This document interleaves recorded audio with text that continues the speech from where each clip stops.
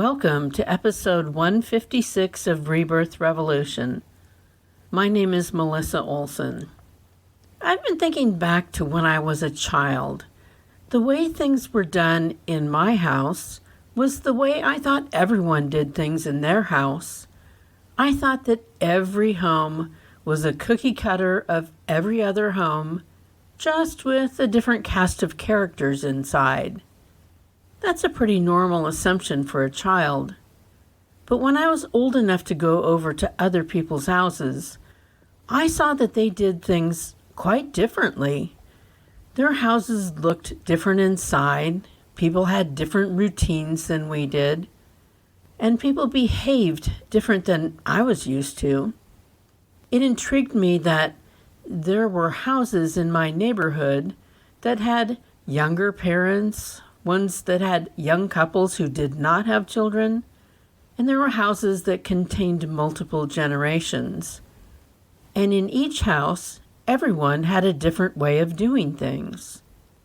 One of the houses had many children, like my family did. I thought it was the coolest thing ever that their mom made a huge pot of stew that sat on the back of the stove all day long. Each person in the family ate whenever they wanted to, anytime, day or night. No one was ever required to sit at the same table and talk like my family had to do every night. Everyone was a free agent. They were the bosses of themselves. In my family, we had to assemble every night at 6 o'clock sharp, where a meal was served. The people in that lucky family were able to just grab a dish of stew whenever it suited them. They did not have to sit with their entire family and have conversations. Well, this was a revelation.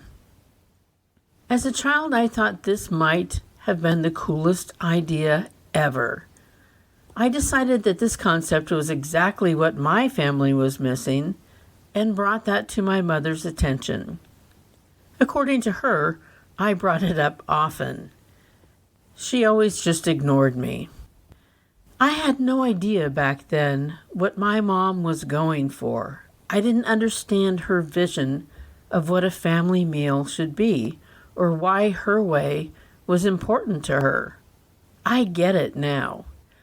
I ended up doing it the way my mother did, and to this day there's no greater joy that I have than sitting around the dining room table with my entire family, having a meal and great conversation. There are other family traditions that I redid when I had my own family, but I didn't go off in a wild new direction. The thing about seeing how other people lived that fired me up is that I saw that there are an unlimited number of ways that you can live life. You get to make hundreds or thousands of decisions about how you do this human thing, and they can all have validity. The beauty of becoming an adult is that you have some say in how you want your life to go.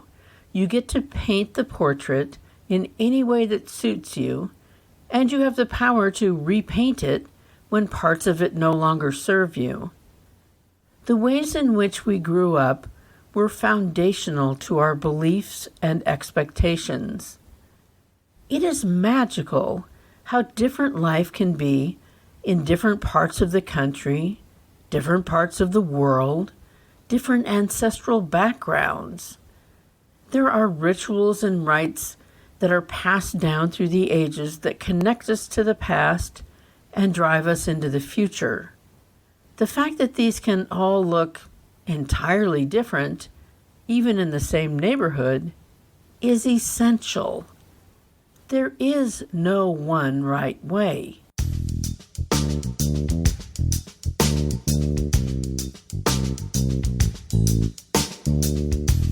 We live in a time when there are many people who feel that there is only one way to live your life. They have a vision that is very narrow and limited. Everything and everyone outside of that vision is devalued, if not criminalized. There are societal constructs that tell us how we are supposed to look, who we are supposed to love, the value of the work we do, and how we are supposed to live. If there was a guarantee that meeting these standards would result in happiness, that would be one thing. But we are not made happy by the things that people can see from the outside. If living in a mansion with money to burn automatically made you happy, why does that arrangement produce so many weak, entitled, rudderless offspring? If the opposite of that, scraping by, was so awful, why does it produce some of the strongest, most resourceful, and caring offspring? None of the attributes we are supposed to be striving for are guarantees for our future happiness and well-being. It matters less what the inhabitants of any house look like, or who they love, or how they live, than it does how they love one another. Within the walls of every home, no matter how big or small, the thing that matters most is that everyone inside is engaged in loving and supporting one another. We are powerful partners in growth in a family, and if we can circle the wagons and ignore the outside world, we can admit that most of the judgment that interferes with our fierce love for one another comes from outside of our homes. The outside world can seep in and poison our thinking.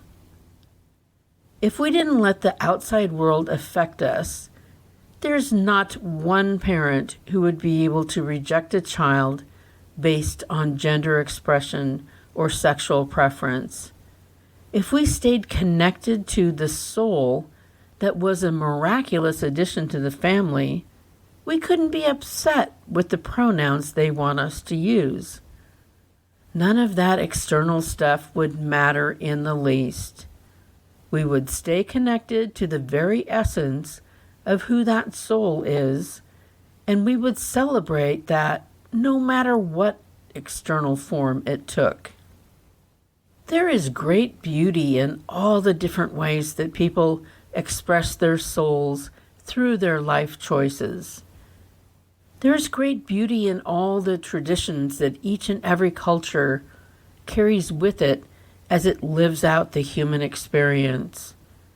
All of it matters, and all of it is of great value. One of the most beautiful souls left the Earth School this week. His name was Leslie Jordan. He did not look the way society told him he should strive to look. He did not love the way he should have wanted to love, according to the narrow-minded. He struggled greatly in his life, and he prevailed. We all benefited from him finding the strength and wisdom to love himself completely and then shine that love on the rest of the world. He was pure light. He brought joy to everyone who met him, as well as everyone who consumed his performances. What a magnificent soul! It gives me hope to see how wide a swath of people from all different walks of life his passing affected. I wonder if he ever knew how huge his impact was.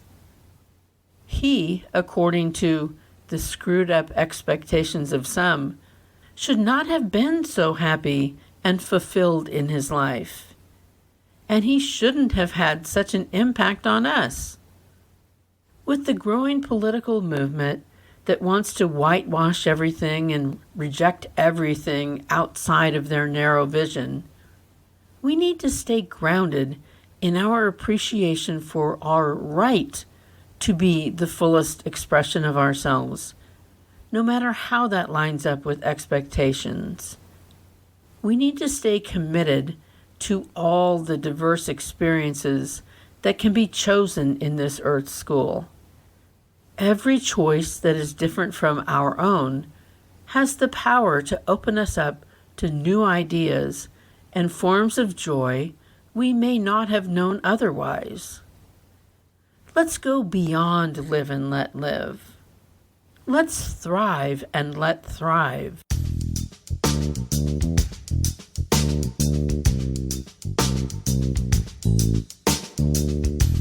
Thanks for returning for another week of Rebirth Revolution.